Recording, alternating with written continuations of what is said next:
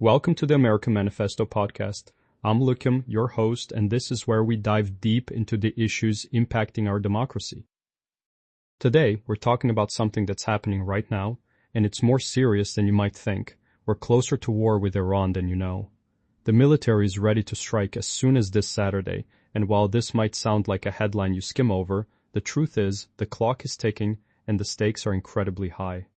There is no debate in Congress, no declaration of war, and no public discussion about what happens next. As the administration continues to make headlines for other reasons, the gears of a major war are quietly turning in the Middle East. The military has informed President Trump that they're prepared to launch an attack on Iran as early as this Saturday. This isn't just talk, it's backed by real hardware. 2 aircraft carriers, a dozen warships, and more than 150 cargo flights filled with weapons and ammunition are already in position. In the past 24 hours alone, 50 fighter jets, F-35s, F-22s, and F-16s have headed towards Iran. This is not a bluff, it's a very real possibility. So why aren't we hearing more about this? Why isn't there a national conversation about going to war? Well, the answer lies in who's making the decisions. One man, unelected and largely unchecked by Congress, is calling the shots, and the public, they're barely paying attention. This isn't how a democracy operates. This is how an autocracy works.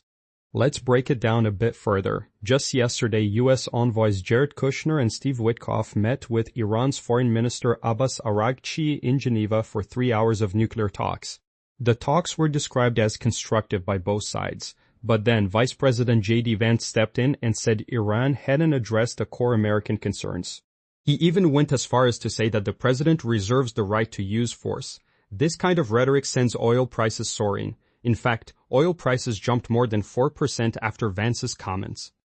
Now, let's talk about what this means when a third of all global oil exports pass through the Strait of Hormuz and Iran is running war games in the area. It's clear that tensions are high.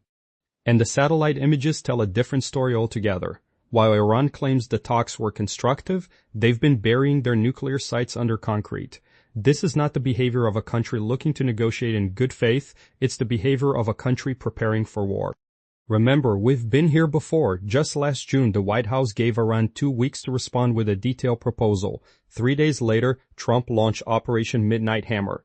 Now after the recent talks in Geneva, U.S. officials are giving Iran another 2-week window. The clock is running, and an Israeli official says war could come within days. One Trump advisor says there's a 90% chance of war in the next few weeks. And Lindsey Graham, who's been wrong about war predictions more times than you can count, thinks it could still be weeks away.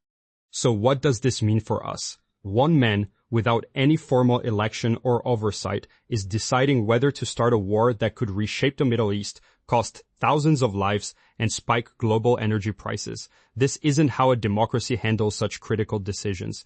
This is how an autocracy operates, and it's happening right under our noses. To understand the gravity of this situation, we need to look at the history. Just a year ago, the U.S. launched Operation Midnight Hammer, striking Iran after giving them a short deadline to comply with demands. Now, history seems to be repeating itself. The current situation is eerily similar, with the U.S. giving Iran another 2-week window to respond. The military hardware is already in place, and the rhetoric is escalating. This isn't just a blip on the radar, it's a serious threat to peace and stability in the Middle East. What's even more concerning is the lack of transparency and public involvement. The public is barely aware of the imminent threat of war. While the administration focuses on other issues, the military gears are grinding away in the background. This is a stark reminder of how easily democracy can slip into authoritarianism when the public isn't paying attention. It's crucial for us to stay vigilant and demand transparency and accountability from our leaders. The real danger here is the potential for a catastrophic outcome. A war with Iran would have far-reaching consequences. Thousands of lives could be lost and the global economy could suffer a severe blow. The Strait of Hormuz is a critical choke point for global oil supplies, and any disruption there could send shockwaves through the world economy. This isn't just a regional conflict, it's a global issue that affects us all. We track stories like this using the fascism syndrome, a set of 10 indicators that show a democracy sliding into fascism. Here's how this situation fits those indicators.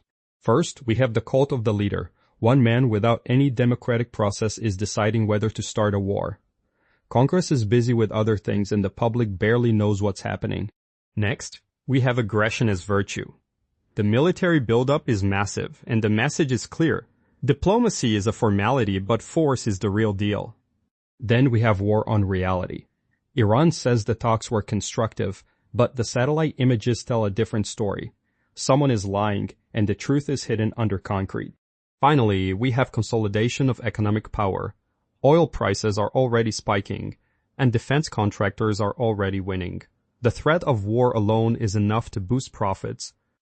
No vote, no debate, no accountability. One man, that's not foreign policy, that's fascism. But we didn't build this publication to watch the collapse. We built it to fight back.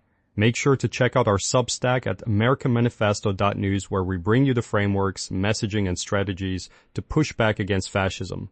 If these tools matter to you, please consider subscribing and supporting our mission. Sources for this story are available in our original article.